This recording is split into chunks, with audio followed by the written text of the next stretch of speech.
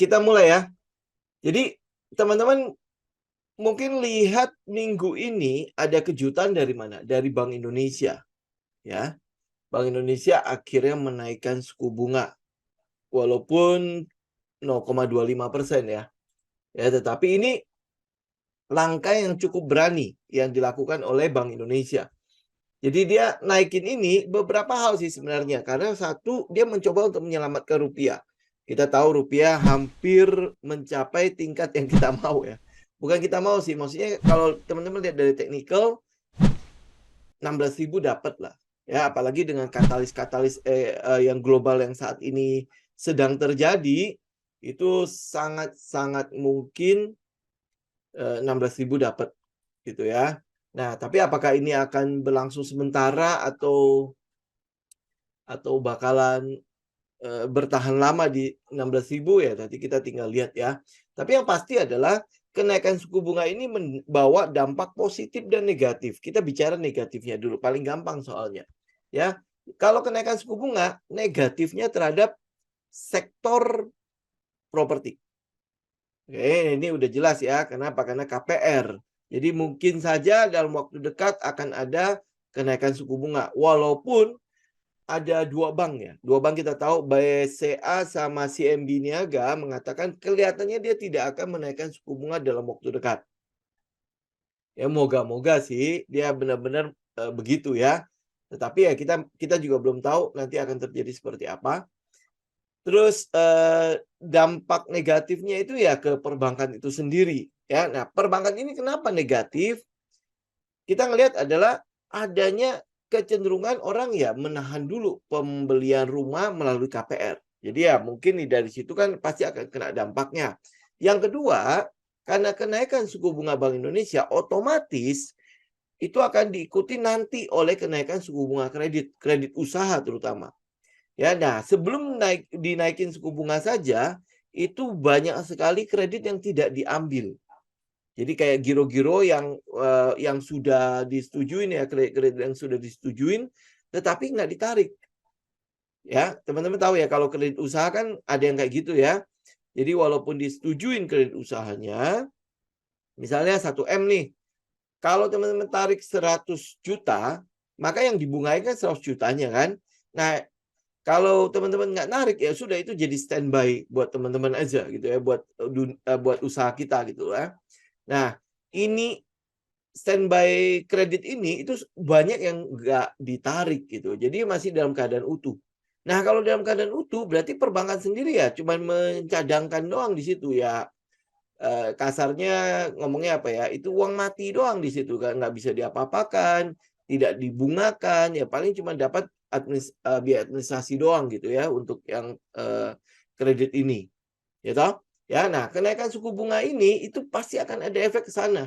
Berarti tambah si dunia usaha akan tambah was-was atau tambah hati-hati di dalam mengambil kredit itu. Ya, oke. Nah, kalau teman-teman lihat dari yang hari Rabu kemarin, kita ngeliat kan adalah tingkat konsumsi yang cenderung menurun. Bukan cuma tingkat konsumsi yang cenderung menurun, ya sebenarnya masyarakat itu berusaha untuk menyimpan uang. Karena ketidakpastian global itu sudah kita lihat ya kemarin karena ada roket, nggak tahu nih roket nyasar atau memang karena roket yang sengaja atau memang roket yang memang menyasar si rumah sakit itu sehingga membuat ketegangan yang di Timur Tengah itu tambah tinggi sekali. Ya kita lihat Presiden Palestina sampai meninggalkan Jordan, kemudian Raja Jordan juga tidak mau ketemu Presiden Biden kan. Ini harusnya ada sebuah pertemuan di sana, tetapi akhirnya dibatalkan. Nah, itu membuat ketegangan ini tambah tinggi. Ya, nah kemudian ada sebuah kita bilang ya kata sepakat gitu ya di negara-negara Arab sana untuk kita bilang ber, berapa ya ada tindakan yang penyerangan itu membuat dunia Arab itu cukup bersatu karena ada alasan itu ya, Ada alasan itu sehingga mereka mengutuk Israel. Entah itu benar Israel yang bom atau yang lain tuh ya. Tetapi ini sudah menjadi sebuah alasan untuk mereka cukup bersatu. Termasuk Indonesia, termasuk negara-negara lain lah di ASEAN juga semua cukup akhirnya jadi mengutuk Israel. Nah, ini ketegangan ini cukup tinggi gitu loh. Nah, apakah ketegangan ini bisa berlangsung lama atau tidak? Ya, ini yang sedang dipantau oleh market kan. Kemarin yang kita lihat itu kalau kita lihat dari sisi safe haven ya, atau aset-aset safe haven kayak emas, kayak mata uang Swiss franc ya, itu cenderung menguat. Walaupun kita tahu bahwa mungkin ya kalau untuk yang emas ya memang karena ada ketidakpastian mereka masih lari ke situ. Nah, tapi mata uang Swiss franc itu cukup kuat. Ya, cukup kuat yang selama ini ya mungkin masih biasa-biasa saja. Dia mungkin masih cukup melemah terhadap US dollar, tetapi ini mulai menguat terhadap US dollar. Ya, kita lihat USD Swiss franc itu sekarang lagi downtrend. Ya, ini teman-teman kalau misalnya lihat dari teknikalnya USD franc nih. Teman-teman bisa lihat ya, dia udah mulai turun bahkan sudah mulai tembus area yang harusnya itu bisa menjadi area buat kita tunggu cukup kuat gitu loh. Ya, ternyata ini jebol. Nah, teman-teman lihat ya, berarti kan ada pelemahan pada US dollar terhadap Swiss franc. Nah, ini mungkin indikasi juga karena Swiss franc ini korelasinya cukup positif dengan emas. Nah, berarti korelasinya untuk emas itu masih akan ada kecenderungan naik. Terus habis itu kita lihat ketidakpastian itu berarti sedang masih akan berlangsung cukup lama lah. Ini mungkin yang akan kita lihat dalam waktu dekat ya. Ini jangka pendek ya, jangka pendek. Kita ngomongin jangka pendek dulu. Jangan sampai teman-teman nanti lihatnya itu menjadi jangka panjang, oke? Ini jangka pendek dulu biar kita nggak sampai larinya kemana-mana ya. Oke, ini jangka pendek. Nah, terus habis itu yang ketiga, itu positif untuk perbankan juga. Kenaikan suku bunga ini positif untuk perbankan karena adanya kenaikan suku bunga indikasinya juga akan ada kenaikan pada obligasi Indonesia. Ya, ini kenapa dilakukan juga? Kemarin kan kita udah sempat bahas ya. Karena sudah mulai hampir seimbangnya bunga Indonesia dengan bunga US. Ya, the Fed itu hampir sama.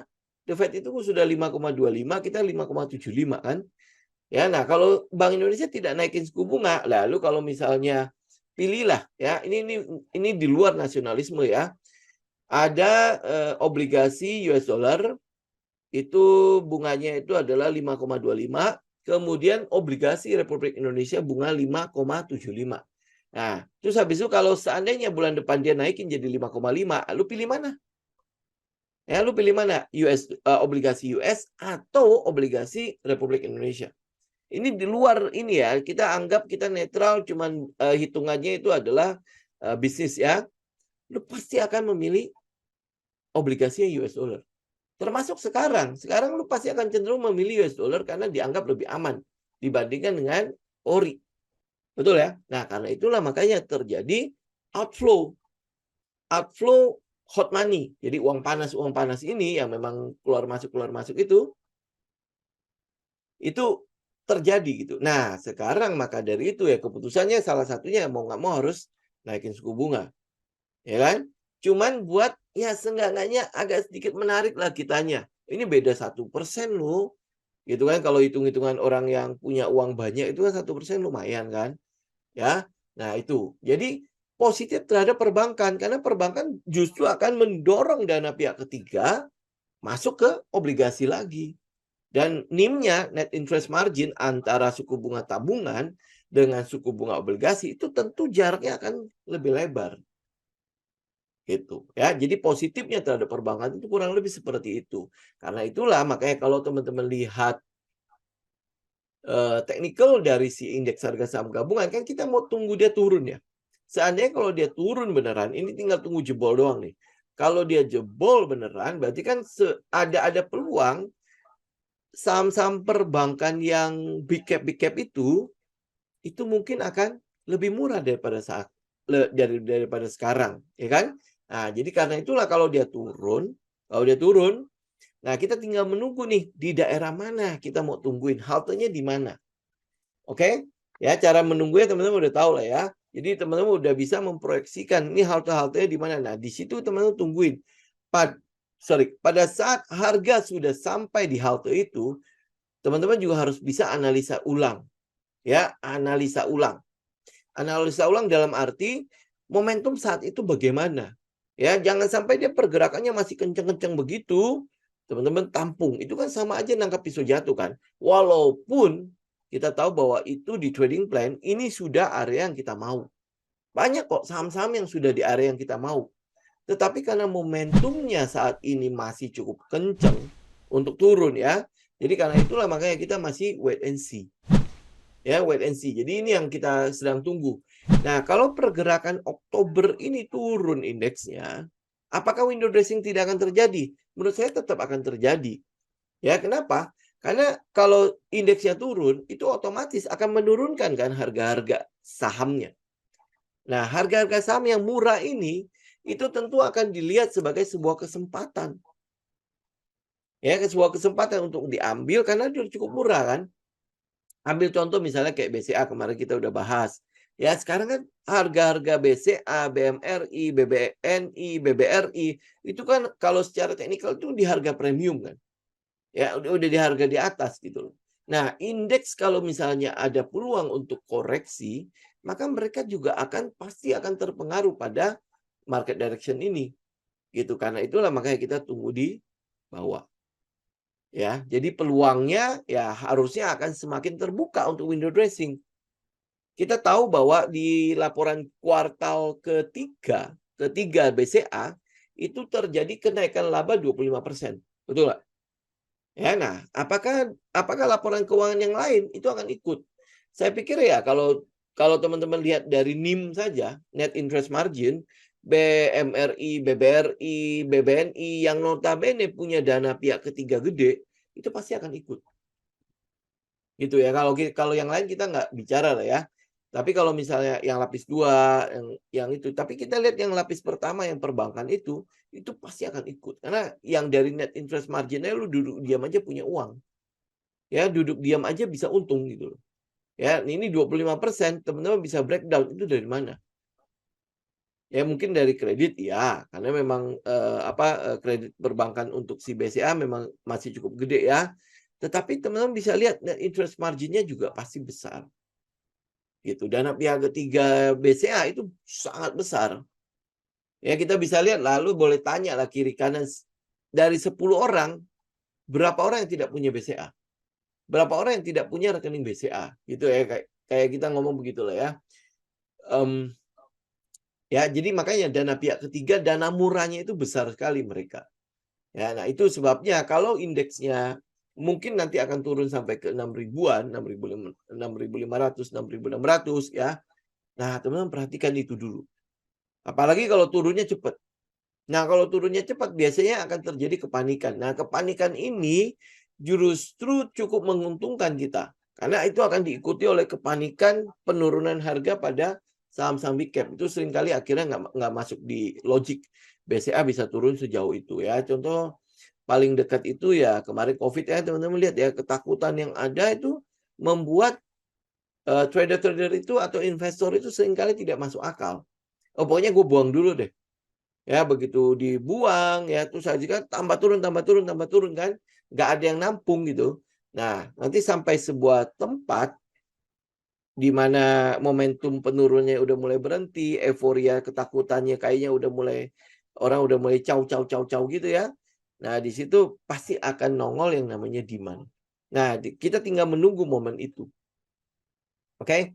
Ya ini kurang lebih kalau misalnya kita ini sih bicara mengenai psikologi trading ya. Lu udah tahu mungkin sebentar lagi akan ada fear. Nggak usah bilang sebentar lagi lah ya. Orang-orang juga udah banyak sekali yang pada saat indeks itu nggak kemana-mana, mereka udah merasakan bahwa kayaknya sangat bosen ya, sangat membosankan ya indeks kita ya. Karena mereka ngarapinnya itu adalah indeks itu bisa terus uptrend sehingga itu terus bisa melahirkan cuan. Tetapi kalau dia dalam keadaan sideways begini, ini kan sebenarnya sesuatu yang tidak menyenangkan, benar ya? Ya.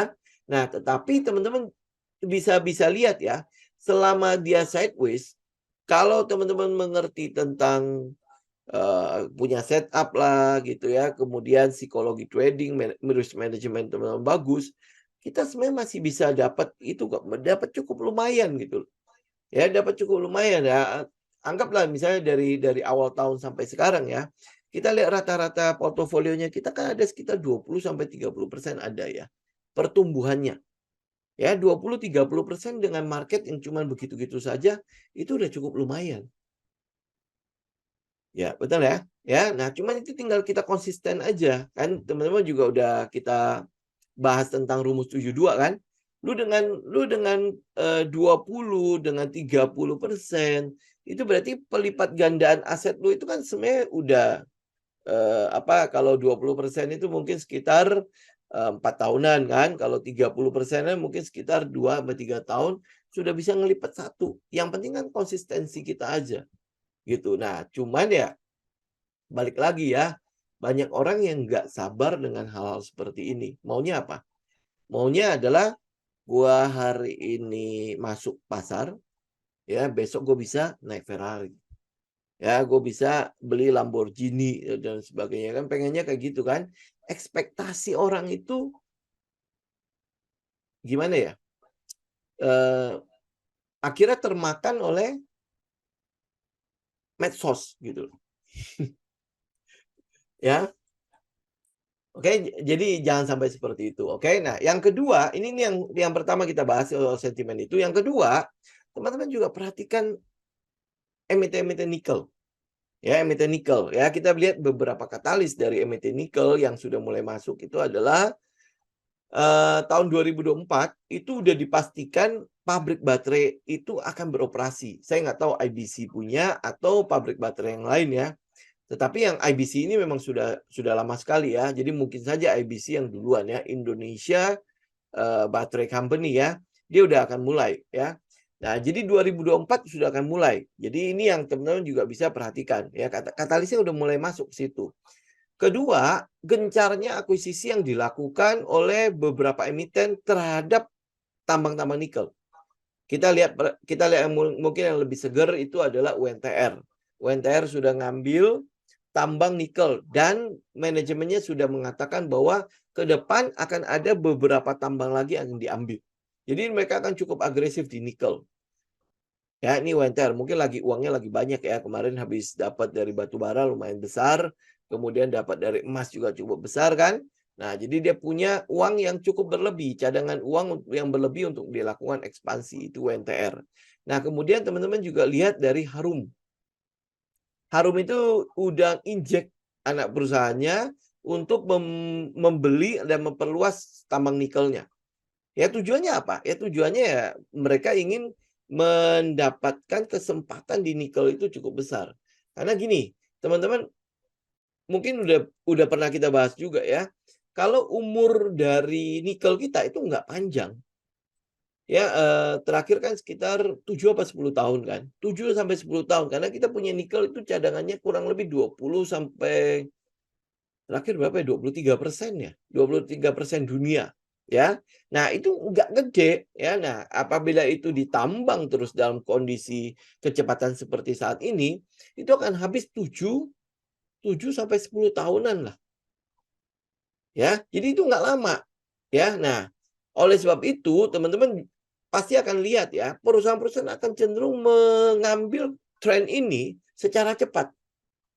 Ya, secara cepat. Kita lihat sebentar lagi kan akan ada euforia untuk mobil listrik ya. Mobil listrik mungkin tahun depan itu akan jauh lebih kenceng ya untuk euforianya. Nah, kita lihat penggunaan mobil listrik di dunia juga sudah sangat besar ya. Kemudian kita tahu juga bahwa baterai mobil listrik itu adalah komponen paling mahal dari mobil itu sendiri. Ya, saya kalau tidak salah itu sekitar 50% dari biaya mobil itu sendiri. Jadi kalau satu mobil rusak ya, nah rusak baterainya itu gantinya itu setengah harga mobil itu. Jadi itu sangat-sangat mahal sekali gitu ya. Nah, karena itulah makanya produksinya mau digenjot. Untuk apa? Untuk nurunin. Untuk nurunin. Kita lihat dari sejak awal produksi mobil listrik sampai hari ini, sebenarnya baterai ini sudah turun, saya kalau tidak salah baca lagi ya, itu sekitar 80% dari biaya itu. Ya, jadi ya teman-teman udah bisa lihat ya. Jadi nikel ini teman boleh perhatikan, udah tinggal jagain aja di area-area harga berapa yang bisa kita perhatikan dia. Ya, ada beberapa yang teman-teman mungkin lihat ya, kayak NCKL itu adalah perusahaan atau emiten dengan tambang nikel terbesar di Indonesia. Ya, jadi ini pasti teman-teman akan incar pertama. Kalau teman-teman mau lihat yang mungkin yang agak agresif, konservatif, tapi seger gitu ya, ada namanya Harum. Ada namanya Harum ya, mungkin dia udah di area-area yang kita mau ya. Ketiga itu ada Inco ya. Jadi Vale ini ya, ini juga sedang berlangsung perundingan untuk divestasinya. Ya, jadi kalau ini divestasi udah selesai, ini harusnya sudah mulai ada pergerakan ya. Kemudian kita lihat target tahun ini itu cukup besar untuk si Inco-nya sendiri. Nah, Inco-nya sendiri kalau saya tidak salah lagi ini adalah perusahaan nikel, tambang nikel yang kedua setelah si NCKL. Jadi ya, lu bisa pilih NCKL-nya langsung atau si Inco-nya. Cuma kalau Inco itu nanti setelah divestasi, jadi kemungkinan besar pemerintah akan lebih banyak. Jadi target pemerintah itu adalah 51%. Ya, kenapa dia mau mengambil si Inco itu lebih dari 50%? Ya karena tadi umur dari si nikel itu nggak gede, ya nggak besar, nggak panjang. Nah, karena itulah pemerintah berusaha untuk mencoba untuk dapetin lebih banyak gitu loh. Ya, mumpung si nikelnya itu lagi merupakan sebuah kebutuhan untuk mungkin 1, 2, atau mungkin sampai 5 tahun ke depan itu mungkin menjadi sebuah kebutuhan, ya. Nah, ini berarti tren untuk segitu ya. Jadi teman-teman untuk nikel itu jangan lu pakai untuk investasi yang panjang-panjang. Kenapa saya bisa katakan seperti itu? Karena sudah mulai ada penelitian mengenai blue hydrogen. Ya, blue hidrogen. Jadi kita nggak tahu apakah era mobil listrik ini akan berakhir saat si hidrogen biru ini itu mulai diproduksi massal dan digunakan untuk mobil. Karena itu jauh lebih kalau dibilang jauh lebih bersih dibandingkan dengan si baterai listrik ini sendiri, mobil listrik ini sendiri. Ya kenapa? Kalau teman-teman mungkin bisa lihat lah, bisa riset sendiri lah ya. Mobil listrik ini bukanlah yang bebas-bebas emisi banget. Betul, kalau teman-teman lihat dari sisi bahan bakar, iya dia bebas emisi karena kan cuma dicolok di listrik, dicas kayak baterai kita lah, baterai handphone kita lah ya. Kemudian jalan kemana-mana, dia cuma pakai tenaga baterai itu kan. Tetapi teman-teman juga mesti ingat, dari mana listriknya? Ya sekarang kan PLTU kan masih banyak sekali yang menggunakan batu bara. Nah emisinya ini kan tetap gede. Ya, nah apalagi kalau misalnya populasi mobil listrik itu tambah banyak, penggunaan listrik pasti akan tambah tinggi. Ya kan? Gitu loh. Jadi kalau misalnya teman-teman lihat kayak teman saya ada yang beli Wuling EV ya yang kecil itu, ya. Nah, dia sebulan itu kalau nggak salah pemakaian listriknya itu sekitar 500 sampai 600 ribu. Jadi ada tambahan 500 sampai 600 ribu untuk si mobil listriknya dia. Oke? Itu baru satu rumah tangga. Ya, kalau misalnya semua rumah tangga pakai mobil listrik itu berapa tinggi nih? Memang iya dari bahan bakar otomatis pindah ke apa biaya listrik kan. Tetapi jangan lupa bahwa untuk menghasilkan listrik masih mengeluarkan emisi, gitu kan? Nah, karena itulah makanya kemungkinan mungkin loh ya, kalau penelitian mengenai hidrogen biru ini termasuk yang punya si PTBA, PTBA kan punya ini lagi meneliti mengenai hidrogen biru ini kan. Nah, kalau sampai itu berhasil, kelihatannya era untuk mobil listriknya mungkin akan lebih cepat lewat gitu ya. Kemudian habis itu ya kita tinggal lihat hidrogen biru itu benar-benar bisa dipakai apa enggak. Karena ini dari air, gitu kan? Dan air di sini kan masih masih melimpah ruah kan, melimpah ruah. Kemudian ini kalau dipakai untuk mobil itu kan menghasilkan uap. Uap itu nanti akhirnya turun lagi menjadi air lagi. Gitu kan. Jadi ini proses daur ulangnya sendiri dari alam gitu loh. Ya, jadi ya ini kita lihat ke depannya. Karena itulah makanya tren untuk nikel ini kelihatannya akan segera dan secepatnya dimanfaatkan karena umurnya nggak panjang. Ya. Nah, kemudian katalis yang ketiga, teman-teman lihat adalah smelter untuk si nikelnya sendiri itu di-stop oleh pemerintah. Kenapa di-stop? Karena kita kekurangan bahan baku untuk si smelter ini. Bahan bakunya apa? Ya nikel itu. Jadi tambang kita kurang cepat dengan smelter-smelter yang ada gitu loh. Sehingga smelter ini itu sampai harus import nikel buat agar smelternya tetap beroperasi. Gitu. Ini artinya apa? Artinya kan smelter ini sudah kelebihan. Ya kan, udah kelebihan kan. Nah, sekarang kalau berarti smelternya udah cukup nih. Nah, tinggal sekarang pemanfaatan di dalam negerinya. Karena pabrik-pabrik baterai itu masih belum ada. Otomatis apa yang dihasilkan oleh smelter terpaksa diekspor keluar lagi. Gitu. Jadi masih belum memberikan nilai tambah yang cukup besar untuk Indonesia. Nah, karena itulah makanya katalis yang IBC itu yang 2024 pabrik baterai itu akan mulai beroperasi. Ini merupakan sebuah katalis yang cukup positif untuk si nikelnya. Ya, karena itulah ya teman-teman udah mulai memperhatikan dia. Ya, nah hari ini ya NICL saya juga nggak tahu kenapa dia naik sendirian. Kelihatannya memang ya masih ada goreng-gorengan lah ya. Tapi NICL ini memang terkenal dengan perusahaan yang sejak di IPO itu kan masih belum pernah rugi kan, ya. Nah ini apakah nanti ada pembalikan arah atau terjadi co-protection atau apa? Ini udah naik berapa hari? Udah naik 3 hari ya? Ya NICL. Nih, udah naik 3 hari nih. Ya udah naik 1, 2, ini 2 hari yang kenceng ya. Nah ini teman-teman bisa lihat ya. Kita otomatis kenaikan itu, kita otomatis udah tahu bahwa di mana kita bisa menunggu nih. Satu di sini, satu di 163 sampai 183, artinya 160 sampai 180 lah ya. Satunya lagi ada di 200 sampai 202. Karena ini tegak lurus, nanti pasti akan ada koreksi. Ya, tunggu aja berita keluar. Nah, nanti habis itu karena ini ekspektasinya kan tinggi banget nih kelihatannya kan. Ini kan 2 candle ini kan naik nih. Teman-teman di IG bisa kelihatan nggak? Ya. Nah, ini kan ekspektasi kan naik nih. Nah, kalau dia ekspektasinya naik, nah ini pasti dia ngejar sesuatu.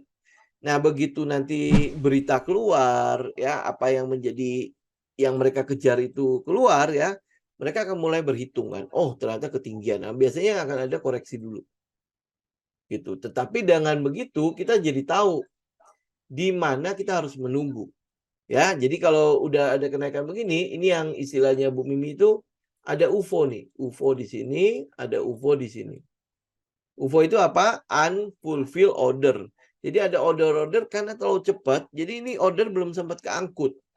Ya, mungkin dia udah antri di situ, kemudian udah diangkat-angkat saja. Jadi udah nggak sempat koreksi, ya kemudian ya ini masih ada yang ketinggalan nih order-order yang biasanya akan dijemput dulu. Kalau katalisnya memang cukup bagus. Ya, kita lihat memang mungkin akan ada seperti itu. Karena katalisnya cukup menguat walaupun mungkin masih belum berasa banget ya. Tetapi kita lihat katalis untuk nikelnya itu sedang beranjak naik gitu. Ya, jadi teman-teman nanti bisa perhatikan. Oke? Jadi 2 itu aja. Ya, kita bahas sentimen untuk si Bank Indonesia. Kemudian emiten untuk nikelnya teman-teman bisa perhatikan untuk kedepannya. Ya, kita nggak tahu, tapi nanti teman-teman akan lihat ya pelan-pelan si nikel ini, sentimen nikel ini akan terus menguat, gitu ya. Oke, teman-teman kalau ada pertanyaan silakan ya. Oh kalau IHSG dikurangin brand sama aman, oh iya, iya ini 2 itu kan naiknya cukup tinggi ya. Aman itu brand itu kalau nggak salah sudah mengalahkan Telkom ya untuk market cap-nya ya. Itu memang cukup tinggi banget. Ya belum lagi Kita lihat mungkin sebentar lagi si Goto mungkin akan ada penurunan lagi ya. Saya nggak tahu akan ditahan apa enggak. Tapi ini katalisnya lagi cukup negatif banget. Ya, oh ini masih turun nih. Ya paling ini sampai ke 54 lagi. Ini nggak tahu sampai 50 apa enggak gitu. Ya, oke. Oh IPCC udah naik. Kok saya malah belum melihat. Bentar ya. Oh iya hari ini ya. Iya dia kan money spot ya. Kenapa baru ngomong Pak? Ya ini bisnis pelabuhan itu ya teman-teman makanya tinggal perhatikan aja deh. Kan kemarin kan kita udah sempat bicara mengenai uh, Sampurna ya. Sampurna sampai masuk ke pelabuhan ini ada apa? Ya teman-teman tinggal cek lagi lah. Oh Brand hampir sama BMRI ya. Iya berarti udah ngelewatin si Telkom kan? Gila ya. Baru berapa hari. Oke, kita lihat ISSP.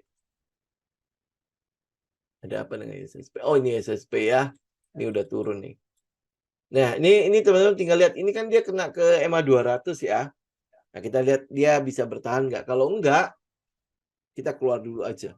Ya seiring dengan indeksnya seperti itu juga ya sudah memang kalau memang itu terpaksa harus keluar kita keluar dulu aja ya nanti tinggal kita lihat haltenya apalagi kalau sampai jebol itu ya jebol ini 272 280 kalau sampai jebol dia mungkin ada peluang balik lagi ke area koleksi kita nih di sekitar 240 sampai 250.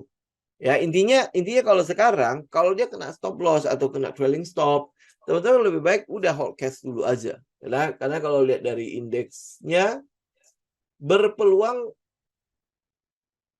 untuk head and shoulder kan. Gitu kan? Jadi kalau dia sampai jebol ya sudah, kita tunggu aja di bawah sekaligus saham-saham pilihannya kita nanti kita tinggal lihat. Ya.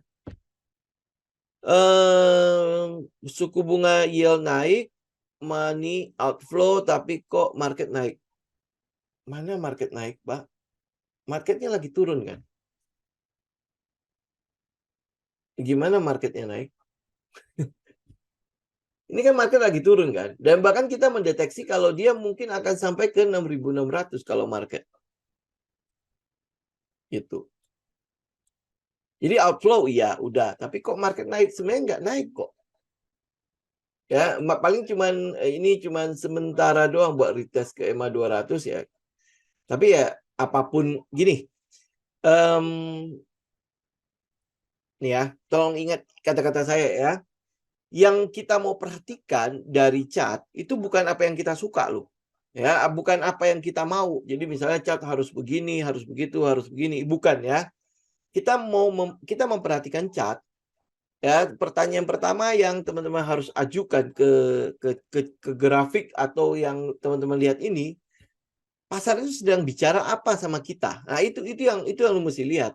Jadi kalau market naik hari ini iya, hari ini ditutup dengan positif, betul. Tetapi lu mesti lihat bahwa keseluruhannya itu kan bukan naik loh. Dia memang sempat turun lumayan. Ya kan? Nah, kalau ada kenaikan sedikit ya wajar lah. Dan namanya lu turun kan, kemudian dia pantul sedikit ya oke lah gitu kan. Karena memang pergerakan harga seperti itu kan. Nah, tetapi penurunan kemarin itu sudah berapa persen? 1,18% kan? Itu kan sebenarnya adalah pas kenaikan suku bunga. Berarti kan market merespon itu negatif. Gitu ya, bukan merespon itu positif. Gitu. Nah, hari ini ada pantulan ya, sudah wajar aja. Mungkin memang ada beberapa saham yang dianggap menarik ya sempat dikoleksi ya sudah berarti kan mungkin ada kenaikan di situ tetapi proses kenaikan dan penurunannya jangan lihat dari satu candle ya jadi kalau menjawab dari Pak Jeffrey ya nah kalau ditanya suku bunga yield naik money outflow tapi market naik kalau kemarin waktu pengumuman itu udah turun ya, jadi market sudah memberikan reaksi yang apa ya tidak seneng gitu loh oh ternyata lu naikin suku bunga ya sudah gue nggak suka gitu makanya terjadi penurunan gitu kalau ini cuma naik sedikit doang sebenarnya tetap apa ya? Tetap masih sesuai dengan pattern yang kita lihat gitu loh. Ya ini kan head and shoulder kan. Ya tinggal tunggu jebol aja 6820, 6800 kalau dia jebol sampai ke bawah ya sudah. Kita udah tahu oh ada peluang dia akan sampai ke 6750 dulu ya. Kalau itu jebol lagi, nah ini ya nunggu di 6600 gitu ya. Oke, itu ISSP kalau dia jebol kita keluar dulu. DKFT juga sama. DKFT hari ini juga turunnya lumayan gede ya. Oh ya, diikuti oleh volume kan. Ya, nah ini adalah area tahanan kita nih 101 sampai 107. Itu kalau nggak salah itu adalah daerah yang ya ini daerah yang saya ambil. Ya, jadi harusnya dia udah balik ke harga yang semula lagi nih. Ya, jadi kalau apa yang kita lakukan ya kalau dia jebol sama keluar juga. Jadi udah tinggal kita wait and see begitu market indeks benar-benar turun, ya sudah itu adalah kesempatan kita ambil di harga bawah. Ingat, pokoknya jangan ngelawan pasar gitu ya. Kalau lu udah lihat trading plan lu kena, oh sudah lu keluar aja. Gitu lu keluar, nah tinggal nanti kita lihat di mana kita bisa tunggunya. Ambil contoh misalnya kayak kemarin kita bisa lihat ya, ACST udah sesuai aturan kan kita keluar. Nah, kita tinggal tunggu di bawah. Nah, teman-teman tapi udah bungkus cuannya kan. Kemudian Tekim kan kita bungkus juga cuannya kan. Nah, sekarang kita tunggu di bawah. Nah, proses kita nunggunya gimana? Gue mau tunggu adalah momentumnya mengecil di mana ya gue tahu bahwa kekuatan seller itu sudah mulai kecil dan kekuatan buyer udah mulai nongol. Gitu kan. Nah, ini yang teman-teman baca di chart. Kapan kekuatan si bayarnya nongol? Begitu kekuatan bayarnya nongol, kita lihat ya mungkin udah setupnya kita segala macam udah cocok di situ, low risk ya, risknya kecil ya. Nah itu kita juga ikutan ngambil, gitu ya. Jadi ini proses pembelajaran buat kita lah ya, bahwa risk management itu penting, trading plan itu juga penting. Gitu. Nah, agar kita punya peta gitu, kita punya pegangan apa yang harus kita lakukan. Jadi bukan nungguin dia turun, nanti kan dia mau naik lagi ya. Kalau kayak gitu udah gue nggak usah jual, ngapain gue bolak-balik jual-jualan gitu ya. Enggak ya. Teman-teman kalau aturan kita sebagai trader, lu udah kena stop loss, udah kena aturan-aturan yang lu bikin, maka lu harus keluar, bukan di hold. Gitu ya. Walaupun iya dia nanti akan naik ya, tetapi kan teman-teman bisa lihat ya, ada potensi kita bisa ngambil di harga yang lebih baik. Ya nanti kalau misalnya nih, ambil contoh ya. Ini contoh ya, misalnya kayak DKFT nih. DKFT misalnya dia jebol 100. Jebol 100. Kemudian kita ambil di 104. Ya. Nah, terus habis itu kalau lihat dari teknikal mungkin dia ada peluang sampai ke 70 sampai ke 85. Ya, ada peluang sampai ke situ. Apa yang lu lakukan? Kalau kita sebagai trader begitu dia jebol 100 ya sudah gue keluar dulu. Ya, nah gue keluar. Nah, habis itu gue akan tunggu dia di 80 85. Oke? Nah, teman-teman bisa lihat ya. Dari uang yang teman punya ini kan 100 nih. Kalau gue jual berarti kan gue punya uang 100 walaupun gue rugi 5. Ya, nah habis itu uang itu kan masuk kantong nih. Ini sama kayak pistol sudah teman-teman isi dengan peluru. Ya. Nah, begitu dia benar turun sampai ke 80, lu bisa beli lagi nggak? Ya, gue bisa beli lagi. Misalnya gue beli lagi 80 nih. Oke. Yang tadinya uang gue berapa? Uang gue secepet. Dengan rugi 5. Ya. Oke. Nah, kalau gue punya kesempatan beli 80, begitu dia balik ke cepet, gue untung berapa? Gue sudah untung 20. Ya kan? 5-nya ada artinya? Ya nggak ada artinya. Kenapa? Karena dia udah balik ke cepet. Gue bisa udah untung 20. Masih ada masih ada sisa modal 20. Oke? Nah, kalau lu hold, berarti modal lu kan tetap di 100 kan? Mati di situ kan? Kalau benar dia turun sampai ke 80, modal lu berapa untuk ngambil lagi? 0. Gimana cara lu ngambil lagi? Nggak bisa. Nah, kemudian lu mau nggak mau lu nunggu dia balik lagi kan? Dia balik ke cepet misalnya. Untung lu berapa? Untung lu 0. Ngerti nggak? Kalau perumpamaan ini ngerti nggak? Ya, lu jual dengan rugi. Oke? Tetapi begitu dia turun sampai di tempat yang memang kita lihat, oh ini kayaknya udah haltenya nih. Gue masuk di situ. Peluru lo ada nggak? Ada. Gue ada peluru cepet. Ya, kemudian dia turun sampai ke 80. Gue beli dong 80. Ada sisa modal lagi 20. Ya. Nah, kalau seandainya dia balik lagi ke cepet, lu untung berapa? Lu sudah untung 20. Ya kan? Kalau 20 kurang 5, gue sudah kantongi untung 15. Sedangkan kalau lu pakai metode hold ya, lu nggak dapat keuntungan apapun. Memang iya minus lu nggak ada. Ya minus lu tidak ada. Ya kan dia balik lagi. Ya gue nggak ngerti tulus. Lu rugi di waktu. Ya. Kalau lu lihat perhitungan ini, lu satu rugi di waktu, kedua lu rugi juga di capital gain. Ya kan? Gitu loh. Ya ini hitungannya gampang kan? Ya. Karena itulah makanya begitu dia turun ya sudah, ini mungkin market bilang keluar. Ya sudah kok keluar. Gitu. Nah, tinggal kita menunggu kapan market bilang, ayo masuk. Nah, ayo kita masuk. Gitu. Karena itulah makanya chart ini, ya teman-teman menganalisa chart, pertanyaan yang teman-teman harus ajukan ke chart itu adalah, apa yang sedang market kasih tahu gua hari ini? Jangan lu mencari setup apa yang gue bisa ya. Oh setup ini, setup itu, setup ini, setup itu. Oh kalau setup ini berarti bagus nih. Nih misalnya ambil contoh nih. Contoh ya. Bentar. Oke, nih. Teman-teman lihat. Ini setup bagus nggak? Setupnya bagus. Dia membentuk kalau teman-teman bilang ini adalah flag ya atau based on base ya. Ini bisa teman-teman lakukan. Ini bagus ini. Berarti kalau dia break naik, ini break naik, gue ikut. Betul nggak? Ya kalau lu lihat itu sebuah yang lu mau, maka ya lu mungkin aja lu koleksi di sini. Kemudian ngapain? Dia jebol ke bawah lu. Berarti kan pattern ini sebenarnya sudah nggak berlaku kan? Ya kan? Kenapa? Karena dia jebol ke bawah. Ya lu lihat dong kondisi market global segala macam itu sangat mungkin membuat si harga turun kan? Ya. Nah, karena itulah makanya saya katakan pada saat lu analisa chart, jangan mencari apa yang lu mau. Tetapi coba perhatikan apa yang sedang dikatakan oleh market kepada kita dengan chart itu. Ya, nih sekarang DKFT, iya naik terus kan, ya kan? Nah, tetapi pada saat dia naik, kondisi global itu tidak seperti saat ini. Ya. Nah, kemudian kalau lu lihat sekarang kondisi global gimana? Market direction-nya gimana? Market direction kan cenderung pengennya apa? Harga koreksi. Gitu kan? Jadi jangan lawan.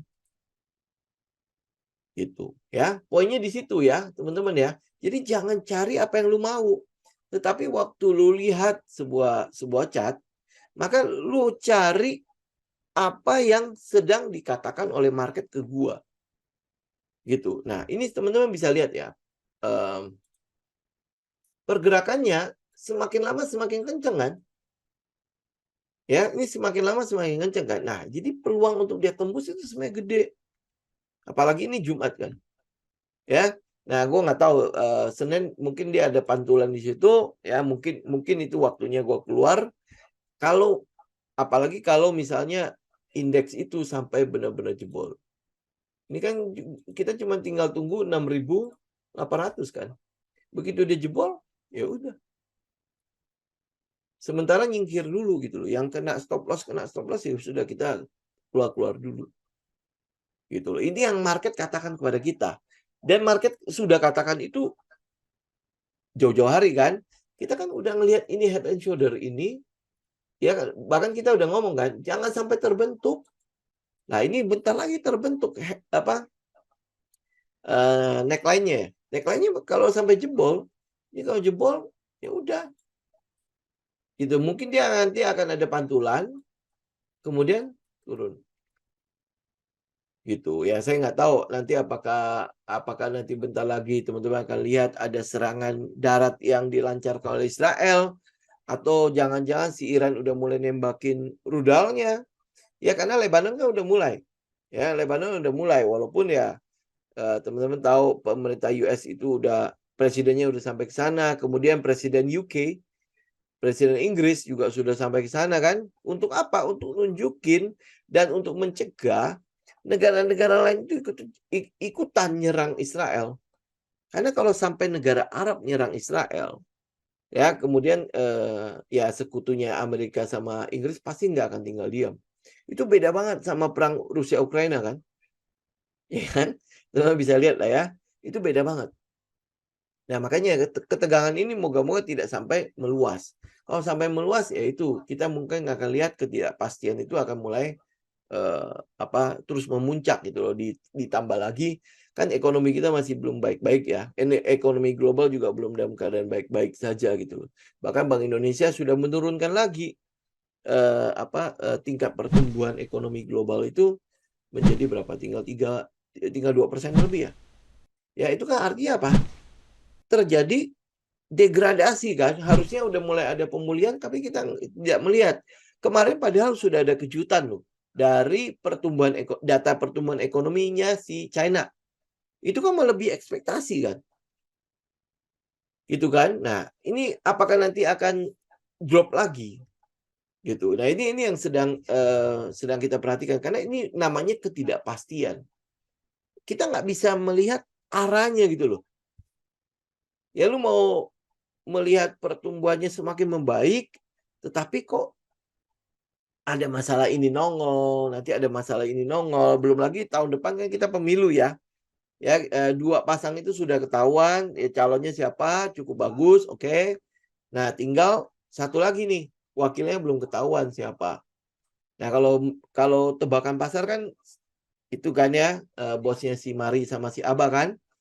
Nah, apakah cukup memuaskan pasar? Nah, dari tiga ini kira-kira siapa? Ya, yang satu waktu daftar KPU sudah mengatakan bahwa dia ngelanjutin. Yang satu lagi waktu daftar KPU ini gagasan perubahan. Berarti kan jelas berubah kan? Nah, satunya lagi apa nih visinya nih? Ya, nah habis itu ya kita tinggal lihat nih kalau sampai yang menang siapa? Nih kalau yang menang perubahan ini pasti bubar. Pasti ada inilah, ada perhitungan ulang lah. Ya, kayak konstruksi segala macam udah pasti akan habis. ya, ya kan? Gitu loh. Jadi ya teman-teman mesti ya ini makanya tidak ada kepastian gitu loh. Oke. Oke, next Petro. Oh, ini udah naik lagi ya. Oke, mari kita lihat. Ambil weekly aja. Oh, ini naiknya seminggu ini ya. Oke, ini kan baru naik nih si Petronya. Ini naik kenapa ya? Apa karena harga minyak ya? Padahal dia ini loh, kontraktor loh. Oke, nah ini kalau teman-teman lihat ya dari ini. Oke, di sini. Saya mungkin akan cenderung nunggunya dari sini nih. Jadi nggak akan ikut-ikut dulu. Ini juga udah mulai mengecil kan momentum naiknya kan. Oh ya, kena EMA 200 nih. Jadi teman-teman kalau misalnya ini bagus ya, lu cek sendiri lah ya, Bu Betty ya. Di riset sendiri nih kenapa dia naik, apa karena ada minyak ya, mungkin dia akan mendorong dia untuk naik atau mungkin dia dapat kontrak apa segala macam ya. Nah, ini harus diperhatikan ya. Nah, kalau seandainya di riset katalisnya, story-nya semua cukup bagus, bisa ditungguin di 3.150 sampai 3.300. Ya, jadi ini tunggu dia pullback. Nah, ambil dari sini. Ya, ingat ya, nanti pullback-nya harus dengan posisi volume kecil ya. Karena dia cuma retest. Ini kan udah kena nih, udah kena plafon kan. Nih ya. Nih, oke ya, ini EMA 200. Kemudian dia ini kan plafon nih. Kalau dia nggak jebol, maka dia akan retest. Ya, cuma tinggal story-nya aja. Ini soal volumenya cukup gede. Ya, jadi harusnya akan ada sesuatu di sana. Gitu, oke. Nah, kemudian kalau teman-teman lihat dari teknikal, ini teknikal doang ya, jangka pendek. Ini ada gap semua nih. Nih, gap sampai ke 5.350. 5.350. Ini moga-moga ya sesuai dengan begitu ya. Oke. Ini secara teknikal. Jadi kelihatannya akan ada koreksi untuk si Petro. Nah, mumpung dia ini besok kan Sabtu Minggu tuh. Nah, coba dilakukan research. Gitu. NRG saya nggak main, Pak. Coba kita lihat ya. Lihat sedikit aja ya. Teman-teman yang di IG sebelah, saya nggak bisa lihat pertanyaan di sana. Yul mungkin bisa tolong bantu, ada pertanyaan nggak di sebelah? Oke, untuk si NRG ini memang mungkin udah mulai ketahan ya. Tapi ya saya nggak main sih di sini ya. Soalnya GCG-nya cukup ini sih, cukup tidak terlalu menyenangkan buat kita bermain di sini. Oke, teman-teman lihat ya, di sini ini kan udah naik nih, tapi nggak sempat naik sampai ke atas ya. Mana nih? Nih, ini kan kena itunya ya. Jadi kalau akan ada change of character di kurang lebih daerah sini, kan dia naik nih, kemudian dia turun ya. Ya, nih kemudian kita sih berharap adalah dia balik lagi terus habis itu bisa lebih tinggi daripada 400. Tapi ini masih belum bisa nih. Ya, mentok di 300 ya, kemudian dia turun. Nah, tinggal kita perhatikan ini teknikalnya doang ya. Teman-teman, saya nggak beli yang satu ini. Oke. Ini area-area buat dilihat juga nggak ada sih. Ya, ini paling di sekitar 200 sampai 220. Ya, jadi kalau dia bisa balik ke situ, mungkin lebih baik. Ini kan penurunannya juga, volumenya juga kecil kan. Kelihatannya cukup banyak yang nahan nih.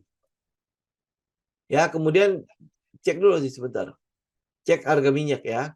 Harga minyak itu apa? Harga minyak itu yang mau kita lihat itu adalah, ini kan udah koreksi ya.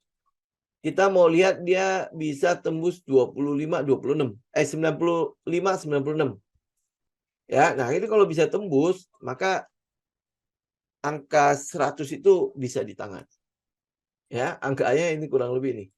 Ini teknikal loh ya. Nah, ini ya di daerah sini nih, 104 sampai 114. Nah, bisa nggak ini? Lu teman-teman tinggal cek, ikutin aja perang Israel sama Hamas. Kalau sampai yang lain ikut campur, ini bentar lagi akan ada pertemuan OKI. OKI itu adalah organisasi konferensi Islam ya. saya kalau nggak salah ya, ini kurang lebih kepanjangannya kalau nggak salah itu. Itu kalau sampai mereka menjatuhkan embargo atau mengembargo minyak terutama untuk si Israel, nah jadi ini ada peluang untuk jebol nih area 94 sampai 96 ya untuk minyak. Jadi kalau dia jebol ya teman-teman mungkin akan ada pergerakan jangka pendek untuk kayak Medco, Elsa, Petro, Akra kayak gitulah ya, termasuk si NRG ya. Tapi ini yang teman-teman mesti lihat dulu ya. NRG kalau buat saya ya pakai buat itu aja lah ya. Apa ya namanya ya? Pakai buat trading aja. Tapi kalau teman-teman suka ya silakan ya. Tapi tinggal itu aja resikonya. Tapi saya sih tidak. Oke, terakhir mungkin is ya. Ini udah lama sekali ya nggak kita bahas ya. Mari kita lihat ngapain dia. Bukan ini. Ispark Hotel. Oh, sudah naik ya. Ini megang dari kapan ya? Tapi ini turunnya kok kenapa gede banget sih? Saya pikir dia udah baik-baik aja. Saya udah lama nggak lihat saham ini nih. Berarti udah lumayan nih. Udah berapa persen ya? Saya ngambil di 60-an. 60-an ini daerah sini saya masih punya nih. Dari 110 sama daerah sini kan. Oh, 90-an bukan 60. Iya nih ya. Iya 90-an. Ini saya masih punya nih. Cuman ini saya baru lihat. Ini turunnya lumayan jauh ya. Tetapi biasanya akhir tahun itu cukup bagus lah untuk hotel-hotel. Ini udah lama saya nggak memperhatikannya. Saya udah biarin dia naik aja. Ya cuma ini penurunannya lumayan gede ya. Sebentar, coba kita cek sebentar. Ya ada apa ya di sini? Sekalian, soalnya saya punya nih.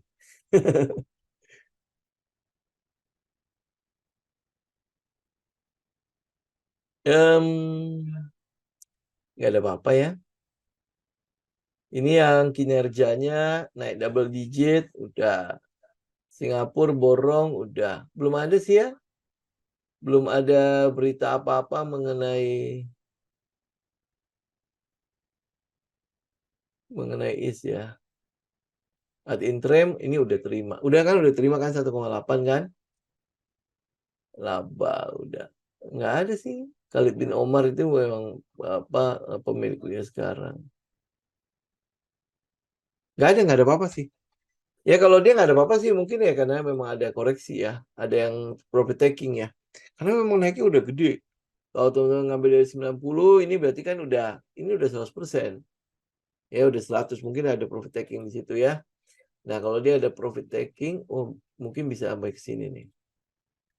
Kira-kira nambah nggak ya? Iya, daerah sini nih. 145 sampai 150. Masih oke lah ya. Ini turun berapa? 12%, hampir 12%. Ini sih udah kena EMA 20.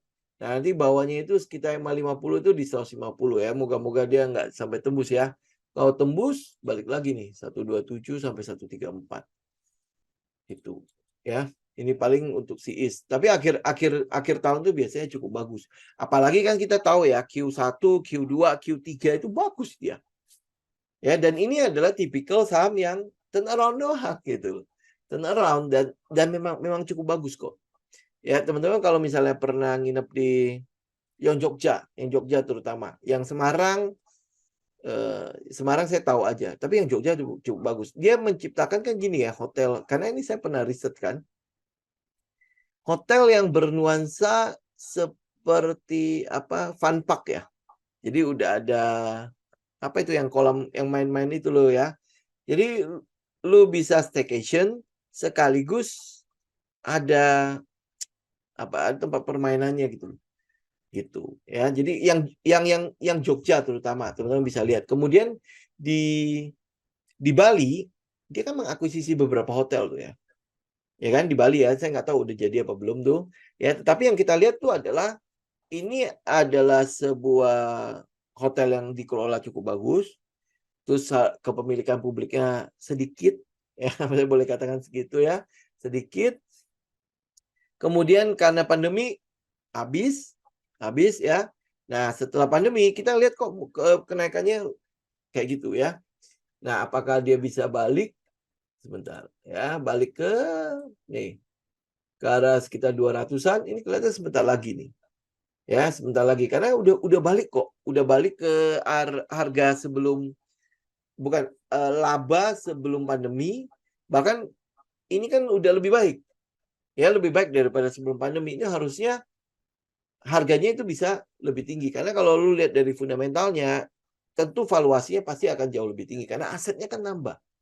Aset nambah, utangnya itu ya kita katakan nggak ada lah. Ya kita boleh katakan nggak ada aja. Gitu karena sangat kecil lagi itu cuma utang operasional doang gitu ya. Jadi ya cuman ya perlu bersabar aja. Ya ini sabarnya kita dari kapan ya? Ini dari tahun lalu atau dari tahun ini ya? Ya dari tahun lalu. Ini dari tahun lalu, ini dari yang sebelum pandemi ya. Yang pas yang PPKM udah mulai kelar ya. Kita bahas ini. Ya. Oke teman-teman, saya pikir sampai di sini dulu. Ya, kita ketemu lagi minggu depan. Oh ya, sebelum saya tutup, teman-teman ini juga ini ya. Yang buat kelas, ini kelasnya berarti minggu ini sama minggu depan terakhir. Ya, minggu ini sama minggu depan terakhir.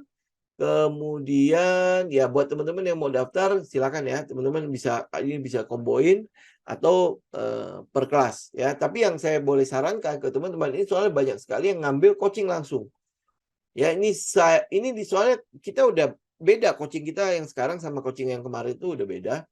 Di sini kita akan lebih banyak membahas tentang setup langsung. Jadi kalau untuk baca chart segala macam itu udah kita sampingkan, maka dari itu kan kita ada kelas pendek untuk price action. Ya, jadi ya teman-teman kalau bisa ambil yang ini dulu baru nanti ambil yang coaching gitu. Kalau memang harus 2 kali gitu ya. Tapi teman-teman bisa komboin juga karena ada harga spesial untuk combo. Ya. Oke.